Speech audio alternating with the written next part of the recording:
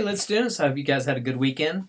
So, as you know, I spent my weekend grading your creative interpretive projects. You can see the feedback in your email and also directions on revising. So, that was the big news, I guess, is that I am letting you revise. And I hope you guys will all take me up on that opportunity. It'll be due July 26th, and you can just email that to me. But make sure that you do follow the directions, okay? And let's see, other things. So I know that in this class, just the nature of a summer class is you've got deadlines piling up and just one after the other. And it's been like that for, since semester began, really.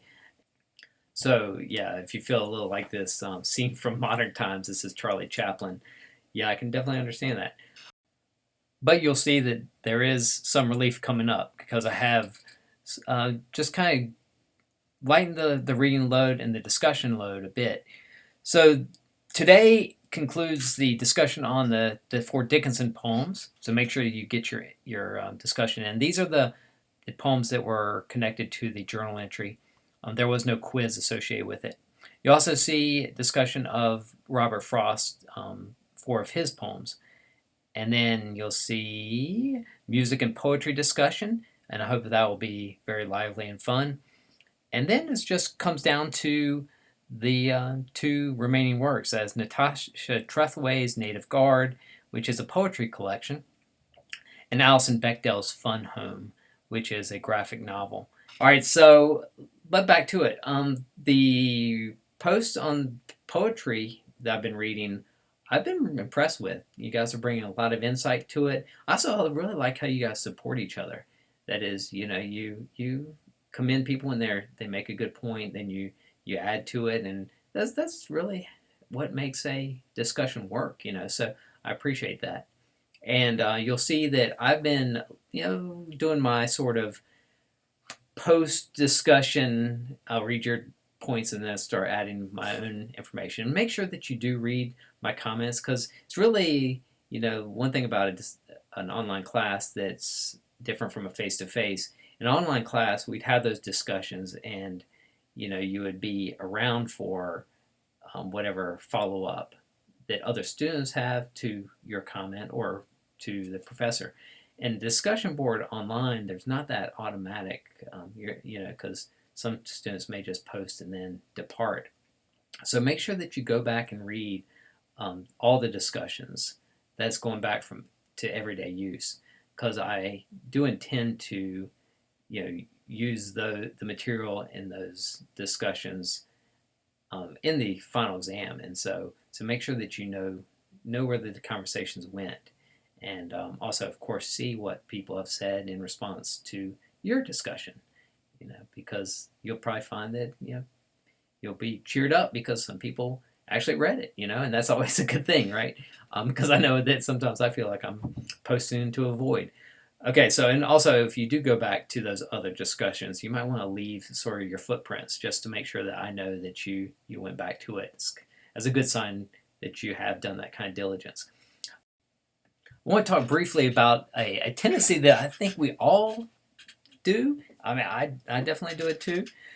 Is the kind of mistake we make of calling the narrator of a poem, referring to that person as the poet, his or herself. We should always acknowledge that poems that poets write under a persona often.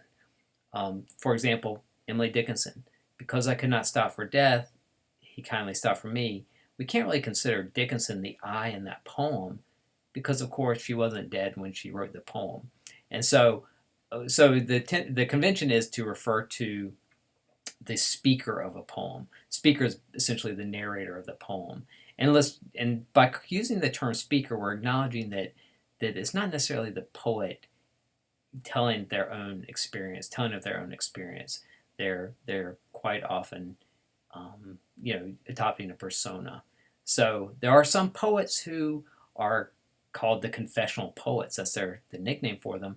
And they were very upfront that these poems are about my own experiences. But usually we want to kind of be guarded, be a little bit more careful, and not assume that the poet is writing about his or her own experiences.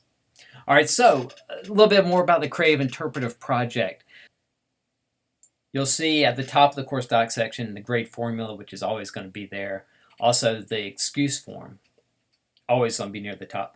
Then you have the multi-stage project checklist. This is a checklist I want you to do before turning the paper in. Actually, before doing your last draft cycle of the paper. Also, you'll see a sample multi-stage project of a student's work from a few years ago. That could be useful. Give you a sense of how things should be presented. I did leave off her first stage, which was basically handwritten notes. I just left that off, because that one, it really doesn't matter how that appears. You can scan handwritten notes. That's fine with me. And then let's see here. There's also elements of poetry.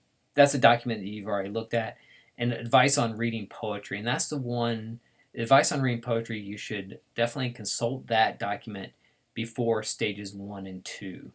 Stage 1, initial impressions. Stage 2 are further impressions, but employing the advice that I give there. Okay, and there's also the MLA format for parenthetical citations, quoting, and works cited entries. So I give the works cited entries for the kind of sources that you'll be using in stage 3. And you'll find basically an announcement I sent today, which listed some of these databases that you should use for that stage 3. And I want to again just urge you, stick with articles from databases, books. Some of these poets have books written about them, and these biographies might have information that could be useful. So certainly that would be fair game too for a source. You wouldn't have to read the entire book. Of course, you could look to see what's written about that particular poem, and if it's a well-known poem, you can kind of count on there being some material.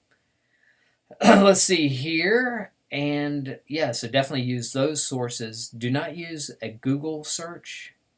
I don't want to see any of the Spark Notes, or I'm not sure what some of the other ones are that you'll find online, but don't go to those. Don't go to them at all, really.